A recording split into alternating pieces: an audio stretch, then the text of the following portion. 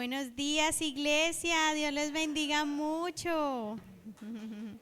Bien, puede tomar su lugar, colóquese cómodo. No sé si ya saludó a su vecino de al lado. Dígale bienvenido. Qué hermoso que podamos estar acá juntos. Bienvenidos. Quiero invitar a los niños a su escuela dominical. Ya está su profe Diana esperándolos para que puedan seguir a su escuelita. Y mientras tanto nosotros vamos a orar, a hacer nuestra oración inicial. Los invito a que levanten su mano derecha y vamos a decirlo con toda nuestra fe. El Señor te bendiga, que el Señor te levante y se glorifique sobre tu vida siempre. Espíritu Santo, eres bienvenido a Peniel Church. Amén y amén, amén. Gloria a Dios. Amén, démosle ese aplauso al Señor y acompáñenme por favor al libro de Mateo, capítulo 5, versículo 3. Vamos a ir desde el 3. Mateo, capítulo 5, versículo 3 dice. Vamos a leer hasta el 12. Dios bendice a los que son pobres en espíritu y se dan cuenta de la necesidad que tienen de Él, porque el reino del cielo les pertenece. Dios bendice a los que lloran porque serán consolados. Dios bendice a los que son humildes porque heredarán toda la tierra. Dios bendice a los que tienen hambre y sed de justicia porque serán saciados. Dios bendice a los compasivos porque serán tratados con compasión. Dios bendice a los que tienen corazón puro porque ellos verán a Dios.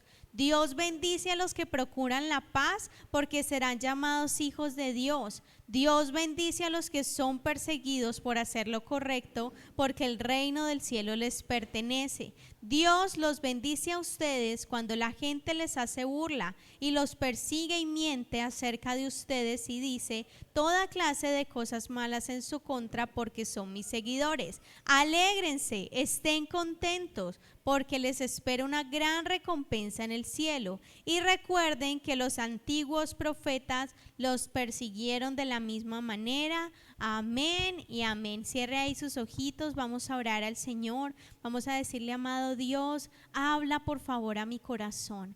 Aquieta mi mente, Señor, que todas las preocupaciones que quizás hoy pueda tener, las pueda rendir, para que mi corazón pueda recibir de ti, Señor, lo que tú quieres enseñarme. Que tu palabra venga y sea sembrada en mi corazón y ministres lo que tú quieras obrar en mi vida. Ayúdame a ser no solo oidor, sino también hacedor de tu palabra. Amén y amén. Entonces, el texto que acabamos de leer son las bienaventuranzas. Hace más o menos un mes larguito tuve la oportunidad de estar con ustedes y compartir bienaventuranzas parte 1. Vimos las primeras 4 bienaventuranzas y hoy vamos a enfocarnos en las otras 4 siguientes, es decir, desde el versículo 7.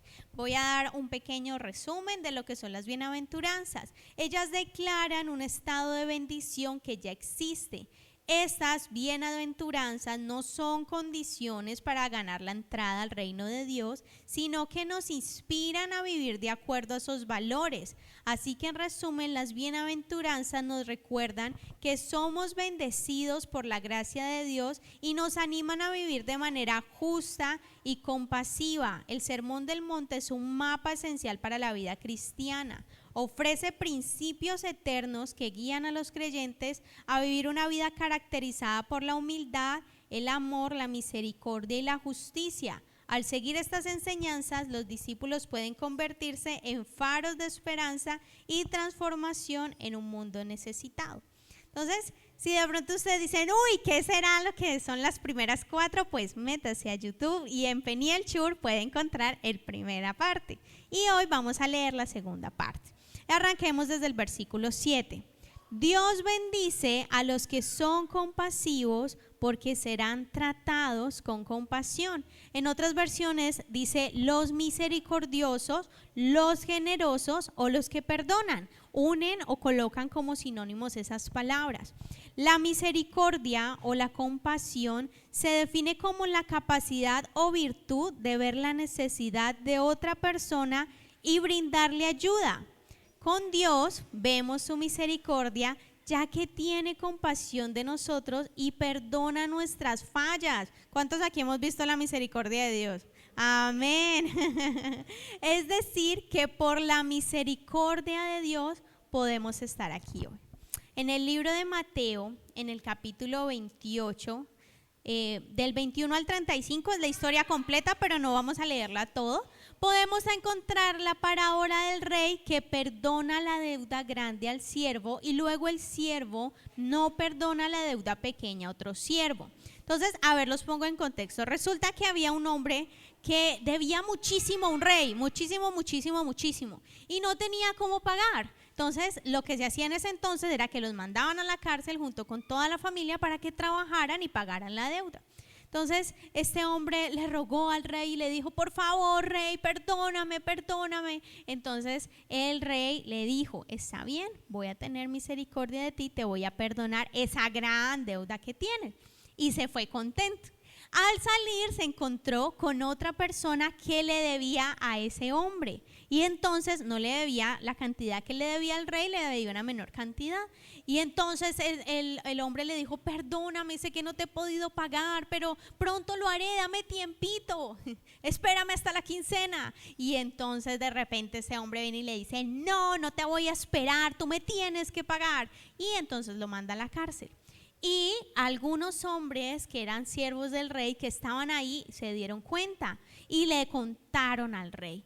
Y entonces dice, vamos a leer primero el versículo 27, dice: el señor de aquel siervo, movido a misericordia, le soltó y le perdonó la deuda. Esto fue lo que hizo el rey con ese siervo. Pero en el versículo 32 dice: entonces el rey llamó al hombre al que había perdonado y le dijo: siervo malvado, te perdoné esa tremenda deuda porque me lo rogaste.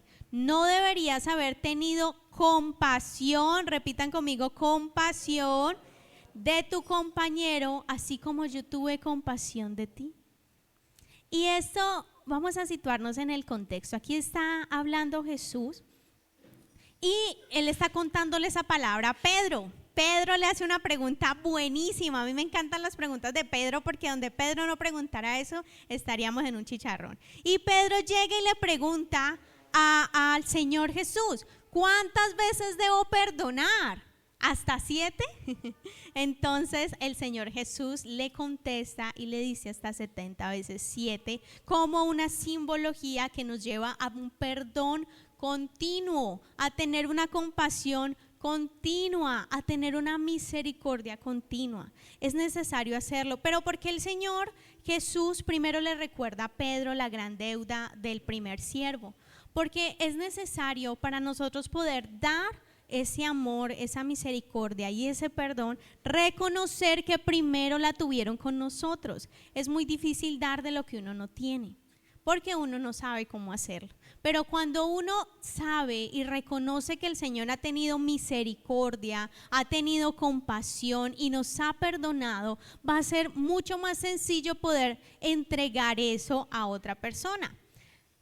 Estar a veces dentro de la iglesia o servir en nuestra congregación no necesariamente nos tiene que hacer seres humanos compasivos.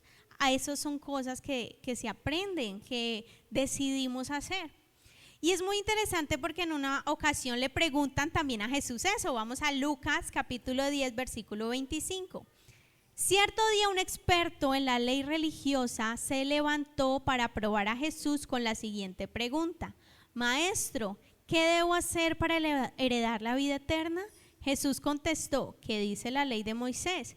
¿Cómo la interpretas? El hombre contestó: ama al Señor tu Dios con todo tu corazón, con toda tu alma, con toda tu fuerza y con toda tu mente, y ama a tu prójimo como a ti mismo. Correcto, le dijo Jesús, haz eso y vivirás. O sea, hasta ahí todo full.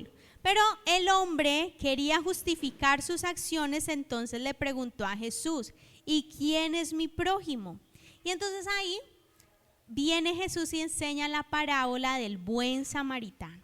Entonces miremos cómo el Señor Jesús viene y nos enseña a través de parábolas, pero nos lleva a reflexionar y a ir un poco más para que nosotros nos podamos ubicar en el contexto y decir, yo soy este otro. Entonces, ¿qué pasó con la parábola del buen samaritano? Resulta que a un hombre lo robaron. Eso no es de ahora, hermanos, eso es de hace muchos años. Y resulta que ese hombre lo robaron y le dieron pues durísimo y lo dejaron ahí casi que muerto en vida.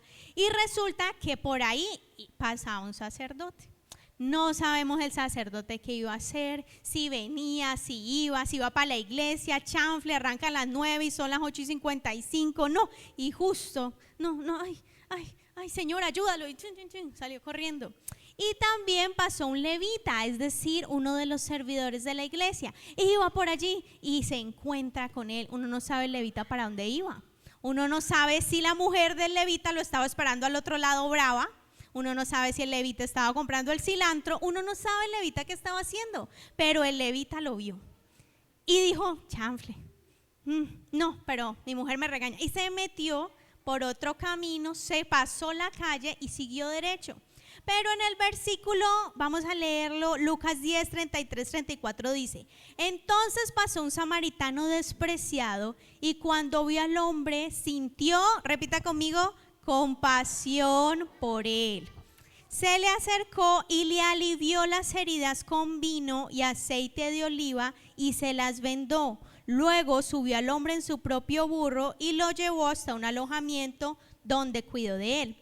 Se lo voy a leer solo el versículo 33 en Reina Valera, dice, pero un samaritano que iba de camino vino cerca de él y viéndole fue movido a misericordia. ¿Qué quiere decir eso? Que el amor al prójimo es tener compasión, es tener misericordia, es pensar en el otro, es tomar la elección de mirarlo con amor a pesar de sus fallas, a pesar de sus errores, de sus debilidades, porque todos las tenemos, ninguno aquí es cuerpo glorioso. Si alguno lo es, me avisa para que charlemos y me enseñe cómo lo logró, pero ninguno todavía lo es. Entonces es necesario ponernos en la posición de tomar la elección de tener misericordia. Es una elección. No nos vamos a centrar porque a veces le damos palo al sacerdote, ese levita, uy. Pero ¿cuántas veces no nos pasa? Ni nos damos cuenta. No, porque lastimosamente vivimos en una sociedad que muchas personas tienen muchas necesidades y seguimos de largo y ni siquiera nos damos cuenta de aquel que tiene una necesidad al lado de nosotros. Efesios capítulo 2, versículo del 4 a 5 dice, pero Dios es tan rico en misericordia y nos amó tanto que a pesar de que estábamos muertos por causa de nuestros pecados, nos dio vida cuando levantó a Cristo de los muertos. Es solo por la gracia de Dios que ustedes han sido salvados. No es fácil pensar en el otro. El enemigo es experto en ocuparnos, en tener tantas cosas por hacer en nuestros asuntos para que podamos seguir de largo a los demás. Tampoco es fácil perdonar. Yo no les estoy diciendo que, ay, ¿usted por qué no ha perdonado? No, es que no es fácil. Perdonar no es que sea algo sencillo. Amar cuesta. ¿Cuánto le costó amar a Dios? Su Hijo en la cruz. Amar cuesta, amar duele, amar y perdonar es difícil. Pero yo quiero enseñarles hoy qué es el camino que el Señor nos está diciendo que debemos tomar. Él es nuestro claro ejemplo de ello. Y si alguna vez fallas y si alguna vez te equivocas, vuelve a intentarlo una vez más. ¿Sabe qué me parece hermoso de Jesús? Que Él no nos está pidiendo algo que Él no haya hecho primero. Él no nos está diciendo, haga usted esto, pero Él no lo hizo. Y eso es lo que Él nos está diciendo cuando nos dice que tengamos compasión, porque Él tuvo compasión de nosotros. Él lo hizo primero, Él nos amó primero. Y cuando de pronto tú te encuentres, porque a veces vemos esa al de al frente, pero cuando seas tú el que comete un error, cuando seas tú el que falla, cuando seas tú el que eres el que fue robado y dejado ahí en el piso, y de pronto el sacerdote pasó por tu lado y te hirió, que no te ayudara, y de pronto el levita siguió de largo y ni siquiera te preguntó si necesitabas algo. A veces Dios nos manda buenos samaritanos, como hoy contaba Yesid, que no son de la iglesia, Pero Dios usa a ese hombre o a esa mujer para nuestra vida. Y yo quiero hoy enseñarte que Dios te ama, Dios tiene misericordia de ti y Dios tiene compasión por ti. Lamentaciones 3, del 22 al 23 dice: el fiel amor del Señor nunca se acaba, sus misericordias jamás terminan, grande es su fidelidad, sus misericordias son nuevas cada mañana. Así que hoy es un buen día para tener compasión. Hoy es un buen día para tener misericordia, porque la misericordia del Señor se renovó hoy. Menos mal, ¿usted imagina que renovara cada mes? Chale.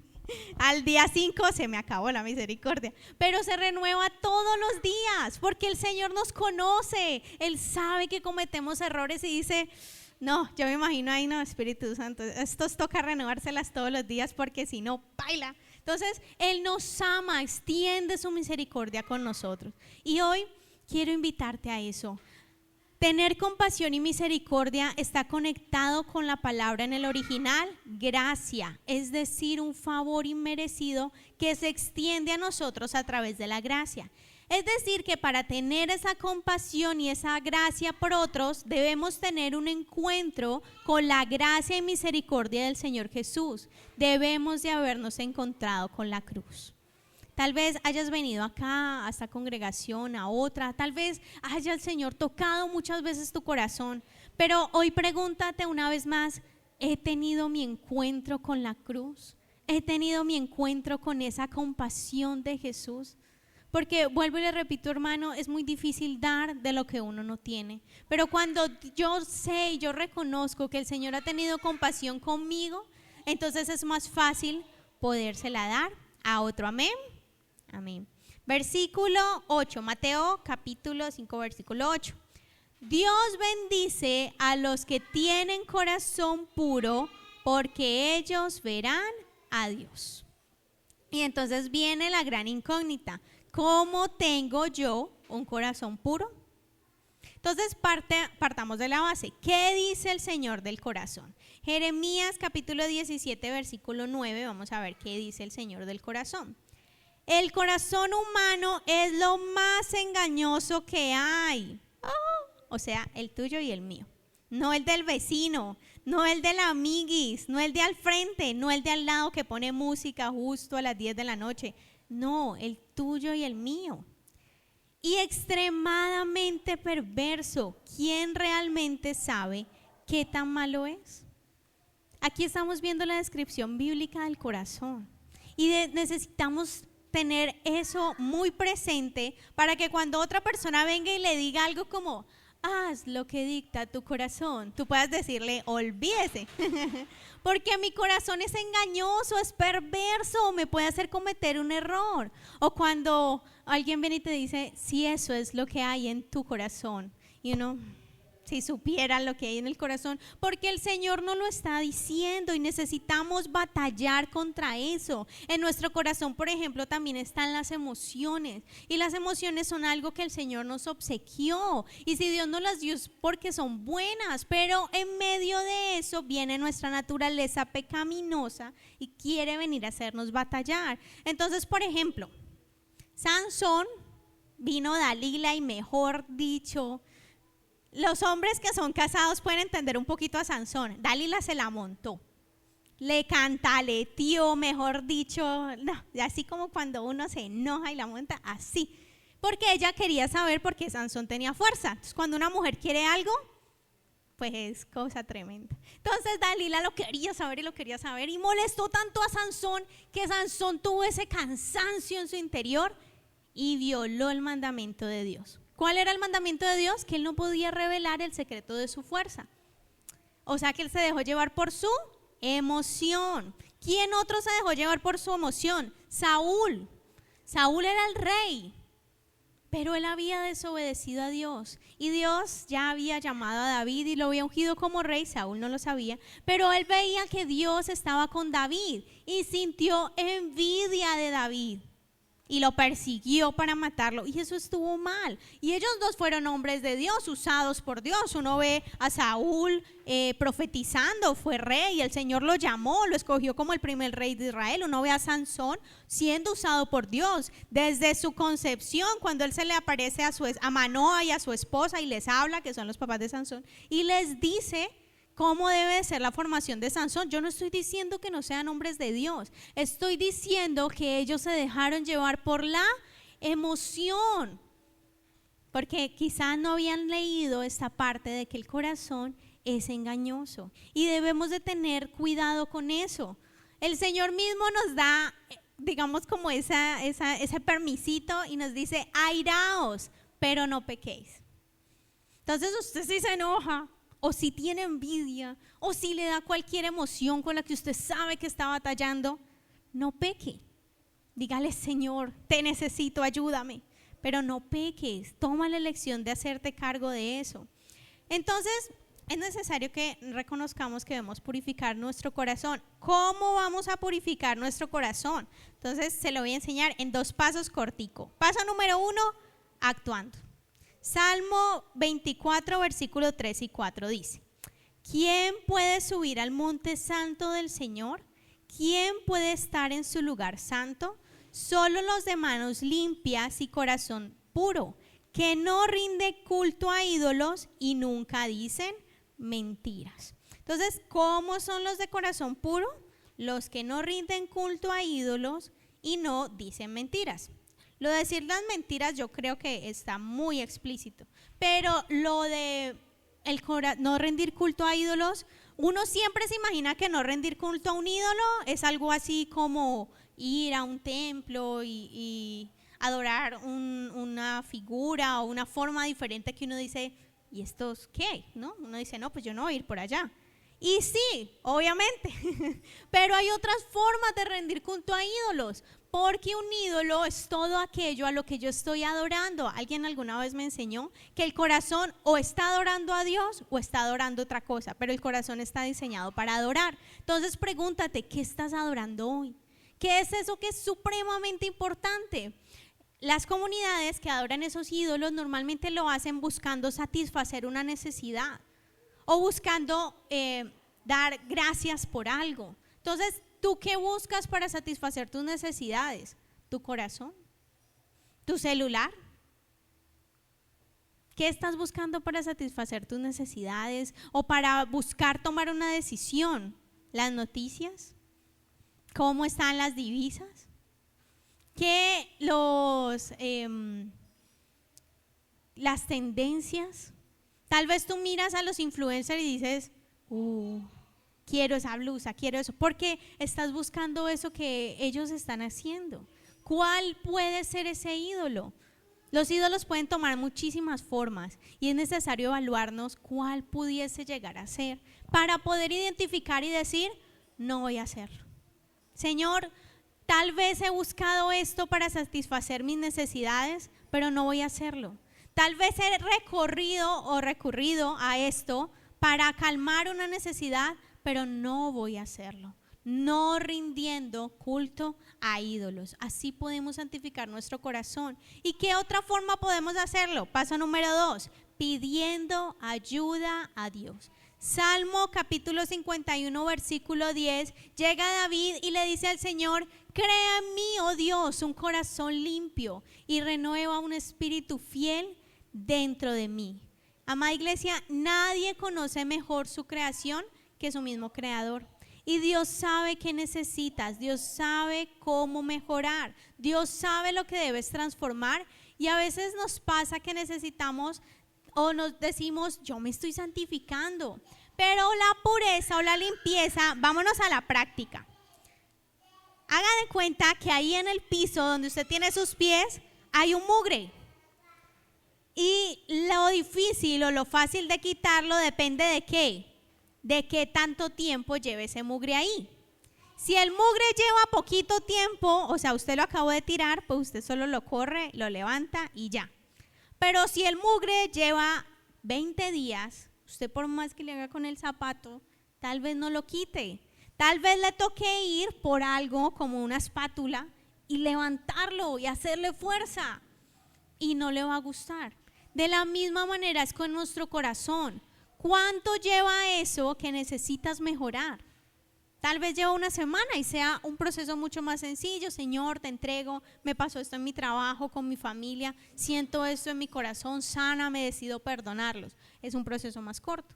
Pero cuando veo un mugre o algo que me tiene contaminado mi corazón, que lleva años, quizás décadas, para los que tienen más de 20, quizás mucho tiempo y yo lo tenía ahí guardado, entonces va a costar.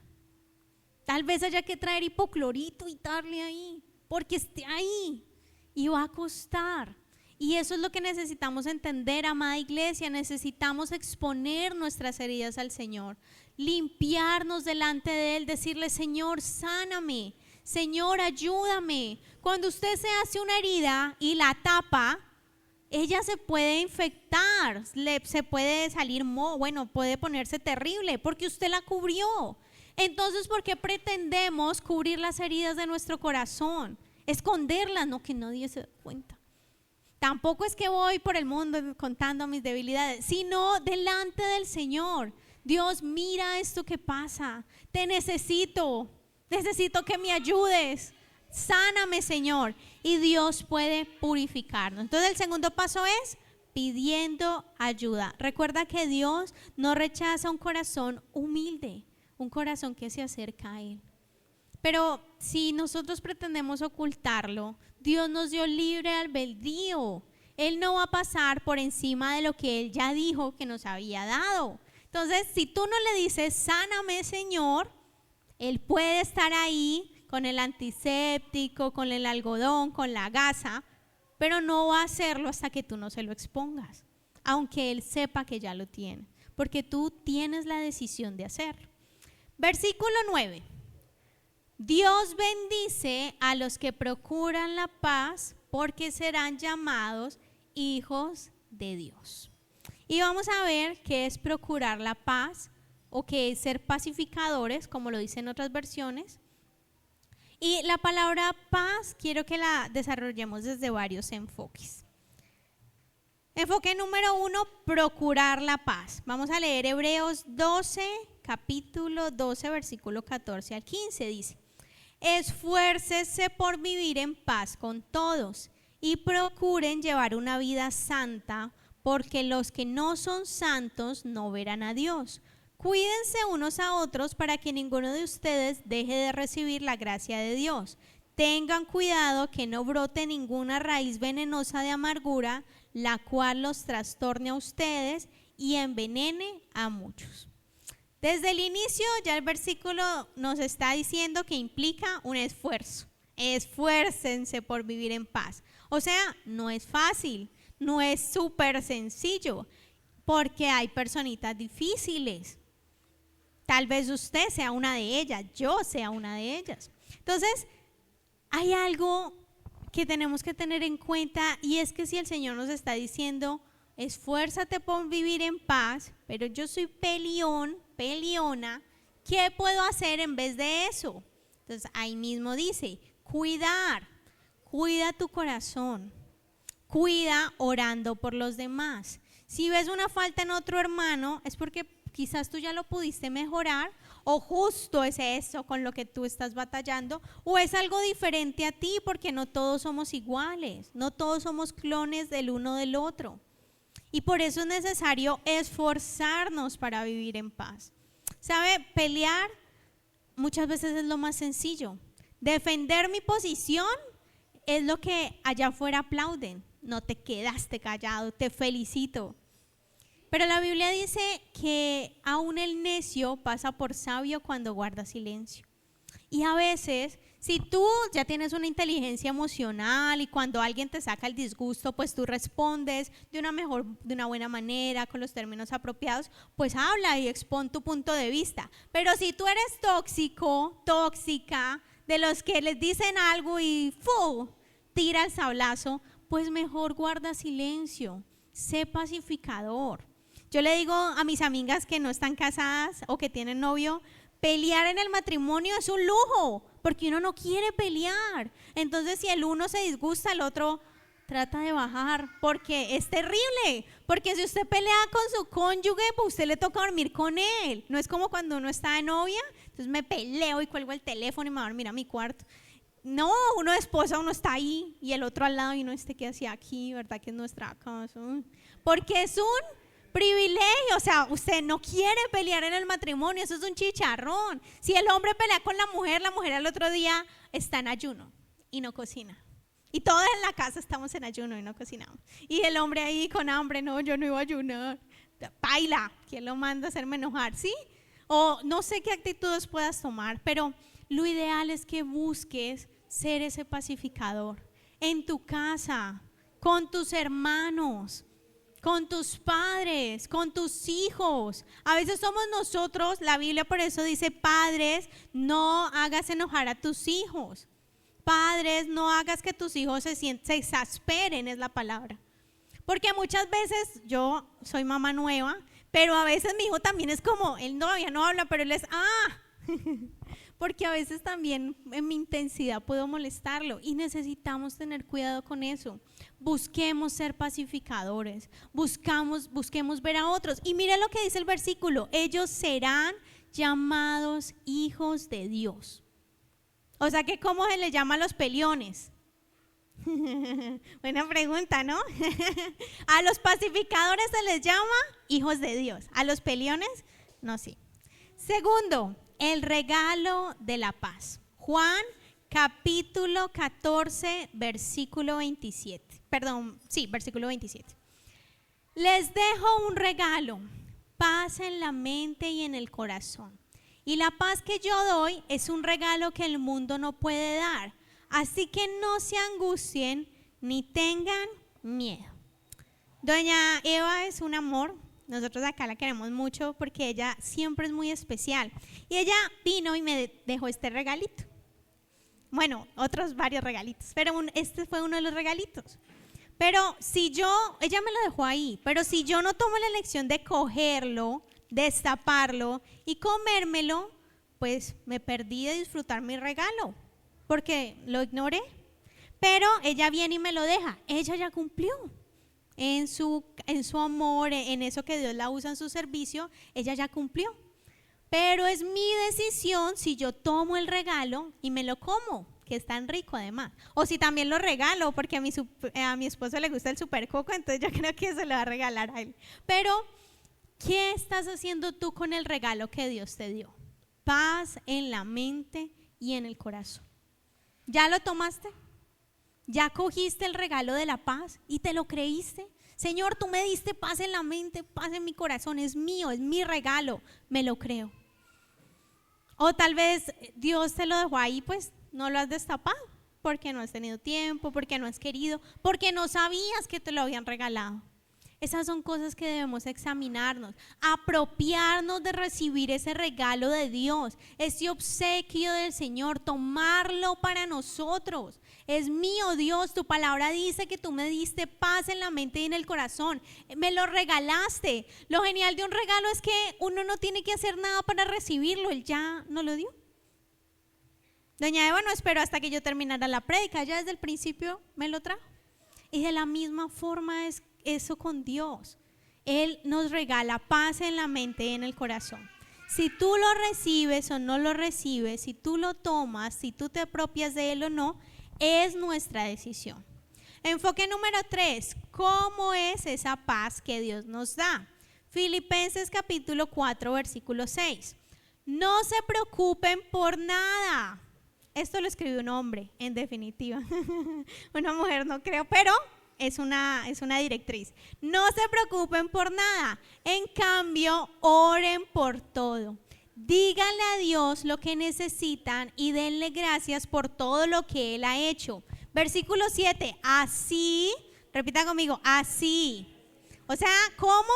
No preocupándonos por nada, orando por todo y diciéndole a Dios lo que necesitamos.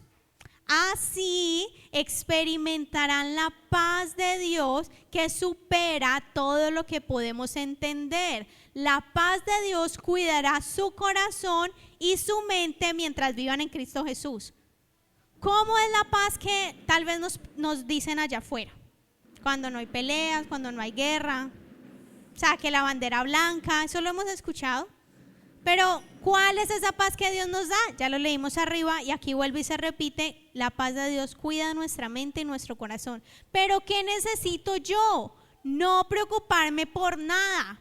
¿Cómo no me preocupo por nada, Dios mío, sabiendo que hay tantas cosas por las cuales me debo preocupar? Orando por todo. Entonces, si algo hoy te preocupa, ora por eso. Si te sigue preocupando, ora más. Si todavía te preocupa, sigue orando. Mejor dicho, ora hasta que ya no te preocupe más. Entonces, si necesitas orar por eso, ora por eso. Aquí no dice dejen de orar, al contrario dice oren por todo. Díganle a Dios lo que necesitan. Entonces, en estos días me vi en una prédica en el que alguien decía que yo debía decirle a Dios lo que necesitaba, pero también debía exponerle cómo quisiera que Él lo solucionara para rendirle eso a Él. Y ya, si Dios lo hace o no, pues es su voluntad. Por ejemplo, Señor, tengo que pagar el recibo de servicios y no creo que me alcance. Me llega de 120 y tengo 100. Pero si tú quieres, Dios, que me lleguen 90, sería buenísimo. Me sobran 10,000. Pero si no, entonces ayúdame a que pueda pagarlo. Sencillo. Les puse mi necesidad a Dios, le dije lo que me quería y ya Dios mirará si lo hace o no lo hace. Sí, porque es que a veces nos pasa que le pedimos algo a Dios y Dios obra y no lo hace de la manera que queremos y como que, porque a veces nos creemos consejeros de Dios.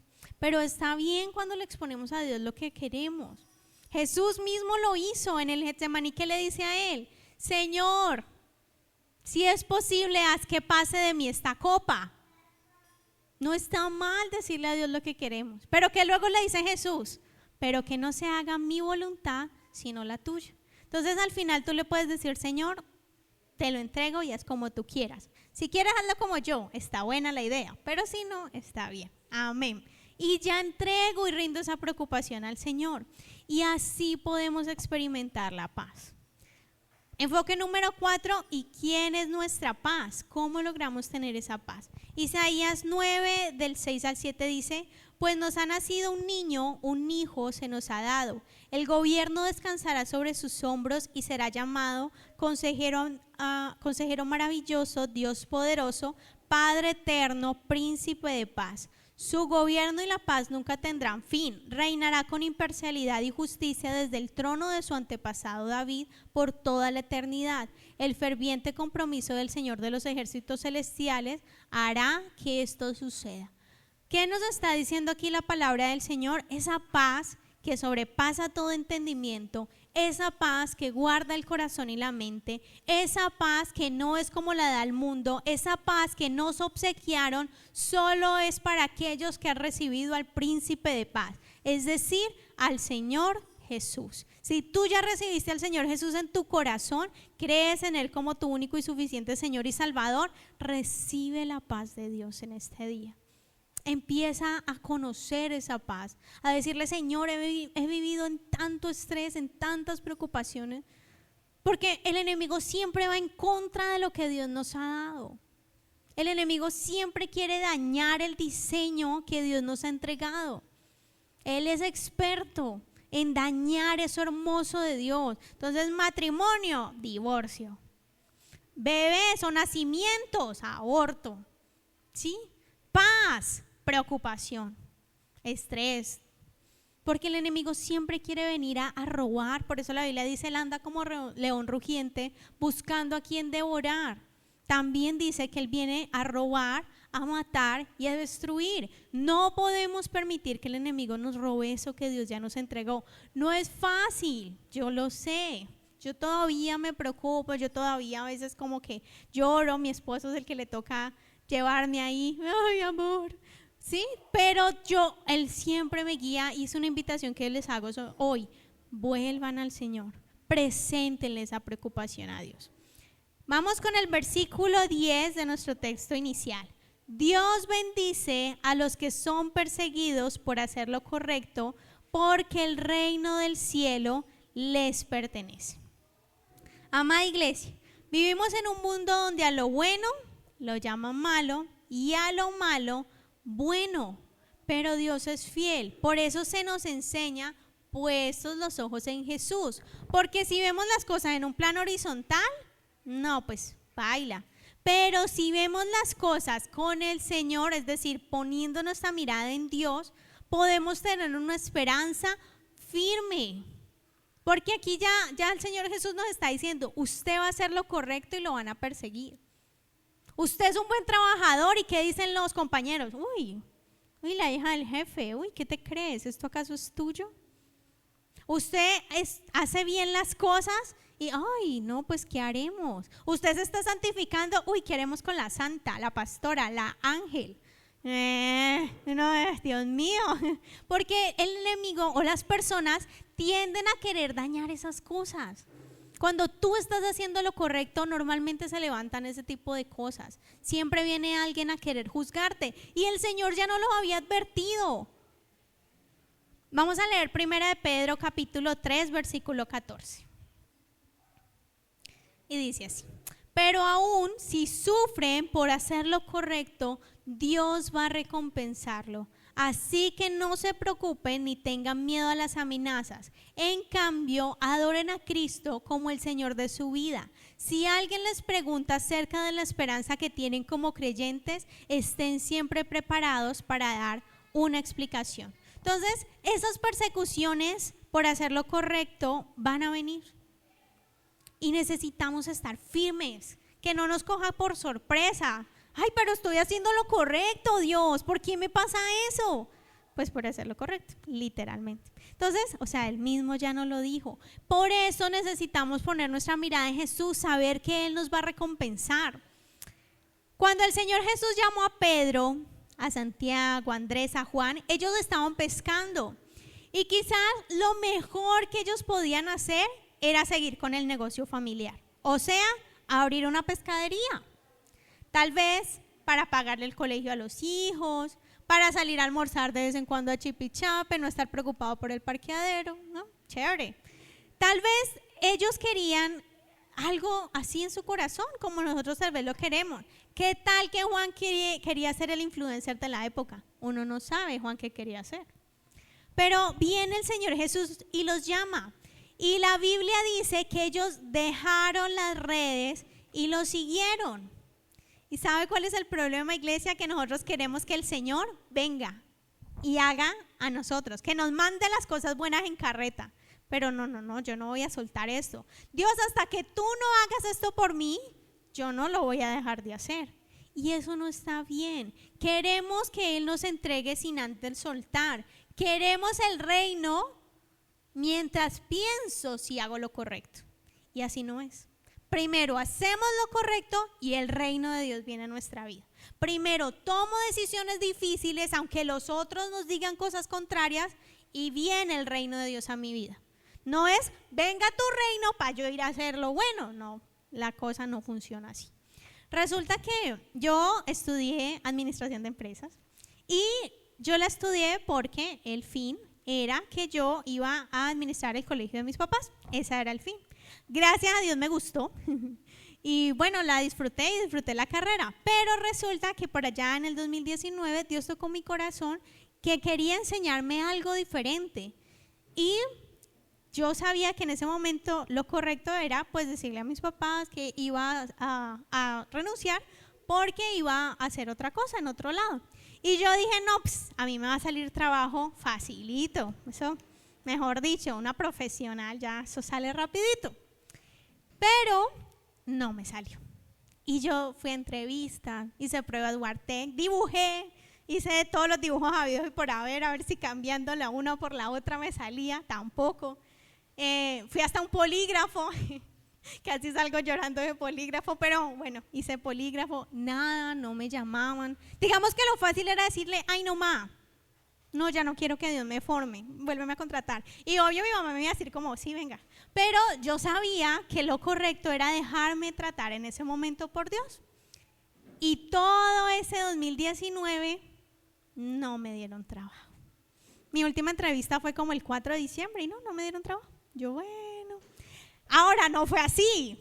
Lloré, pataleé, me enojé. A mi esposo le tocó ese proceso. Él es un hombre muy, muy bueno, muy hermoso. Si él está ahí es por la misericordia de Dios, porque fue un año muy difícil para mí. Pero si algo yo puedo rescatar de ese año fue que fue el año que más serví al Señor, porque estaba desocupada y no tenía hijos. Entonces, esto servía, mejor dicho, iba a la iglesia y me la pasaba sirviendo y me metía en una cosa, en la otra, y me gustaba muchísimo, porque a mí me disfruto sirviendo al Señor. Eso era hacer lo correcto. Y entonces por allá en enero me llamaron de la última entrevista y me ofrecieron un cargo. Y no era el cargo que yo quería. Y yo, ay, no, Dios mío. Pero yo lo necesitaba, entonces acepté ese cargo. Y durante el paso por la empresa y mientras hacía mi proceso en ese cargo, era el cargo de recepcionista, pues digamos que para mí fue un proceso de pulirme mi orgullo, aprender cosas nuevas. Pero como a mí me gusta, entonces mi jefe, el gerente, dijo no, le dijo a la persona que me contrató, ¿cómo vamos a contratar a una profesional? Ella va a estar aquí, se va. Pues porque uno en administración siendo profesional pues va a querer algo más. Pero yo le preguntaba al Señor, ay Señor, me quedo aquí, y yo sentía que debía seguir ahí, que era lo correcto, y me quedaba. Y entonces mi esposo me preguntaba cada año, porque él me pregunta, amor, oramos por esto, por lo otro. Entonces él me decía, ¿oramos por otro trabajo o oramos para que te vaya bien en el trabajo? Yo le decía, no, yo voy a seguir ahí.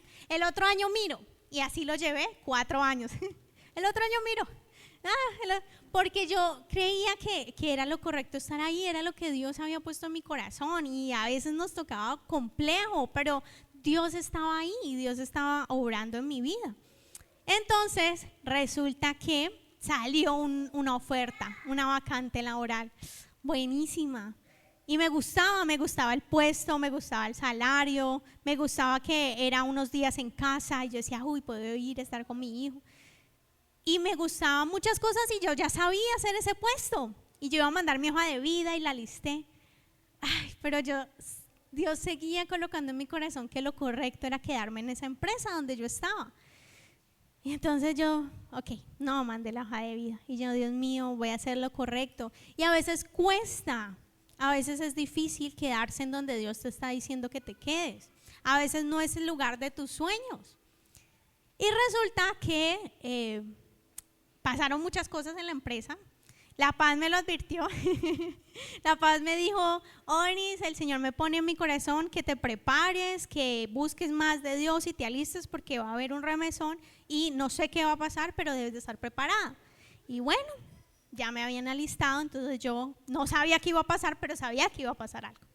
Dentro de las cosas que pasaron, quedó la persona que actuaba en el cargo de director administrativo, se fue a otro lugar, a otra vacante que le dieron, y entonces él se fue y quedó ese puesto disponible. Entonces yo en mi mente hice cuentas, el de compras lo pasan para allí y me pasan a compras, la de comercial la pasan para allí y me voy para comercial, la de tesorería la pasan para directora y yo me voy para tesorería. Todas me gustaban. Yo, Señora, lo que tú quieras, pero hazlo, heme aquí, envíame a mí. Yo quería cualquiera de esos 3 cargos, me encantaban. Pero Dios tenía algo más para mí. Y me llama el gerente y me dice, Onis, ¿te interesa el puesto de director administrativo? Ay, y todo dentro de mí casi se desmaya. Y yo, sí, Señor. Y hoy, gracias a Dios, llevo 1 mes como directora administrativa de la empresa donde estoy. Gloria al Señor. Gloria a Dios. Ha sido un proceso ha sido de locos, pero es hacer lo correcto.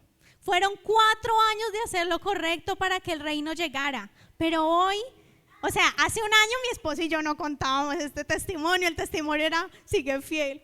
Pero hoy, 4 años después, podemos decir, vino el reino sobre nuestra vida. Es un proceso, es difícil, pero el reino viene y le damos hoy gloria al Señor por eso, pero es por hacer lo correcto. No nos va a llegar en carreta, no nos va a llegar ahí a la puerta de la casa. Tenemos que tomar decisiones difíciles para hacer lo correcto.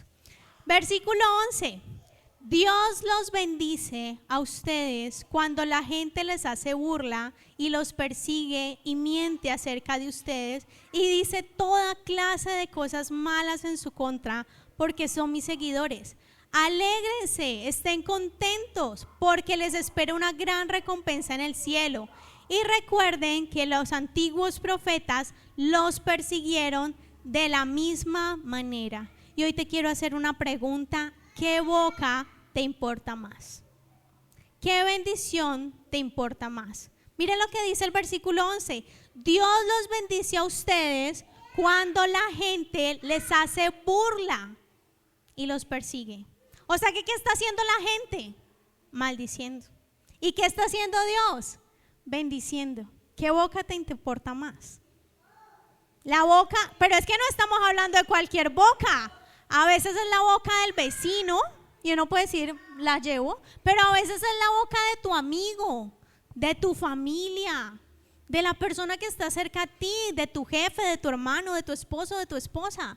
Ay, y nos dicen cosas y a veces duele, pero ¿qué boca te importa más? ¿Qué boca quieres que te bendiga? ¿La boca de Dios o la boca de la gente? ¿La boca de Dios o la boca de tu familia? ¿La boca de Dios o la boca de tus hijos? ¿La boca de Dios o la boca de tus compañeros de trabajo? ¿La boca de Dios? ¿Qué es eso que tú quieres escuchar? Eso es lo que tenemos que tener en cuenta. Primera de Pedro, capítulo 4, versículo 14 dice: si los insultan porque llevan el nombre de Cristo, serán bendecidos. Esto es una locura. Que uno le diga, ¿eres bendecido porque te insultan o no? ¿Qué? Porque el glorioso Espíritu de Dios reposa sobre ustedes.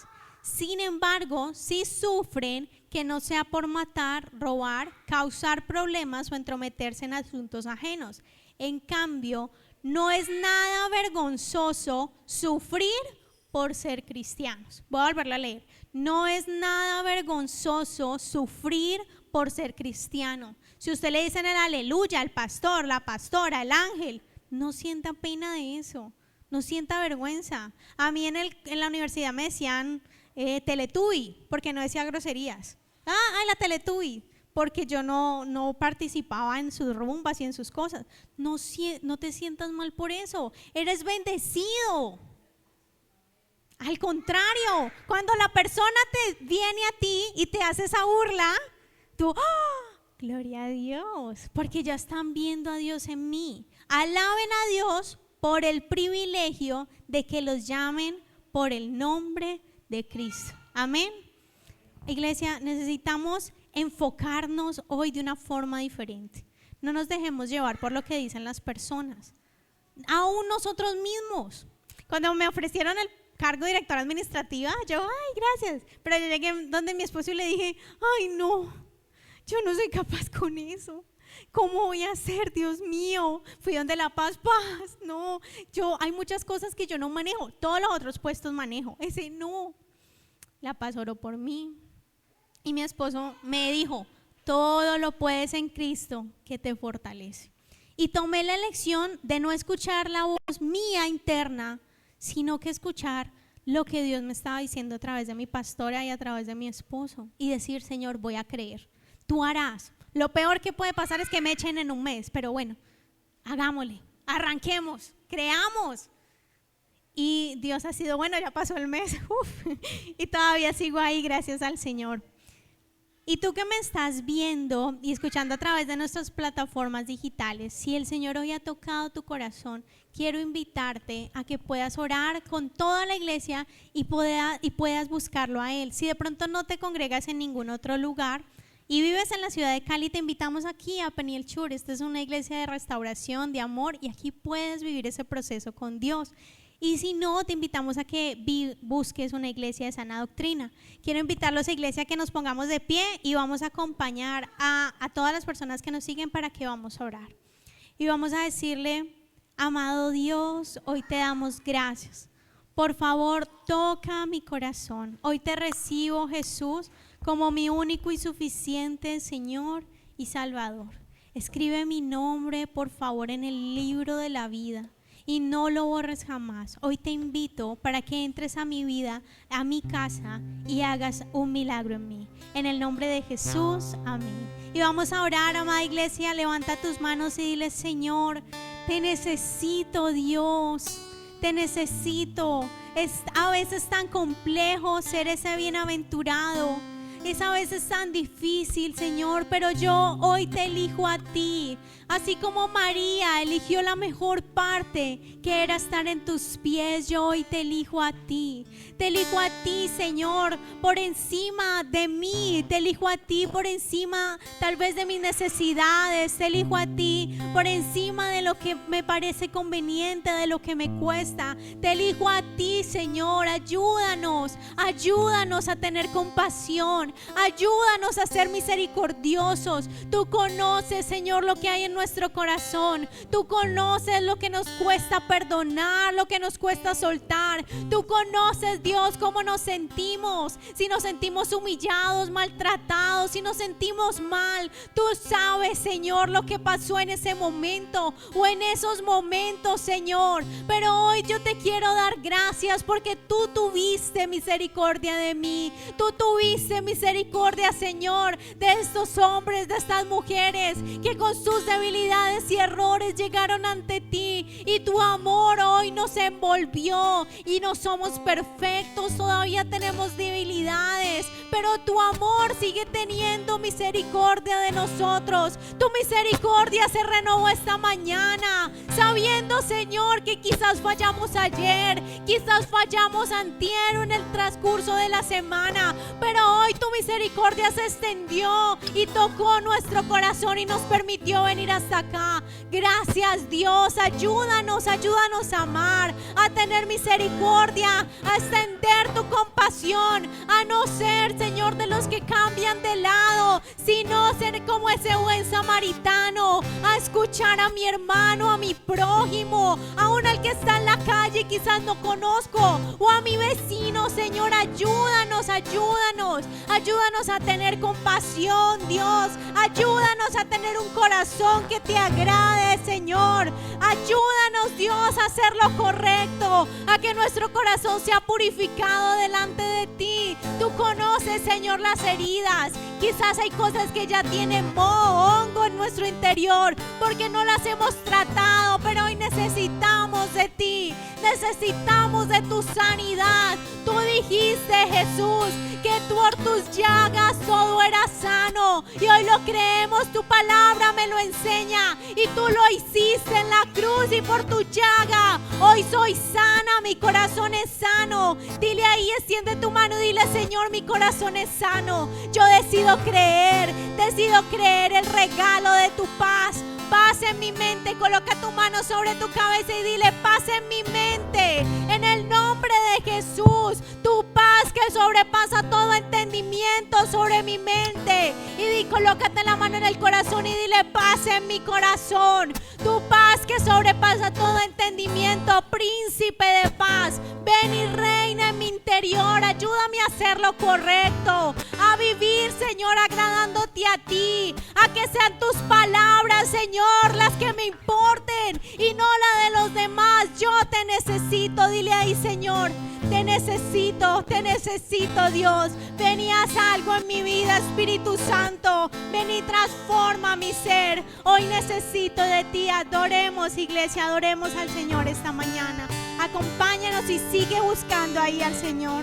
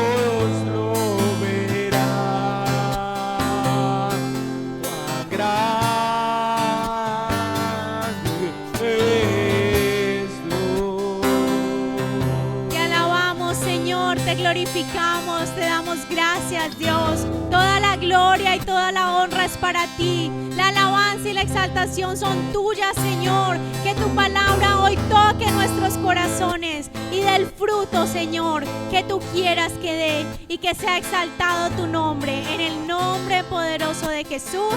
Amén y amén. Amén. Gracias por acompañarlos.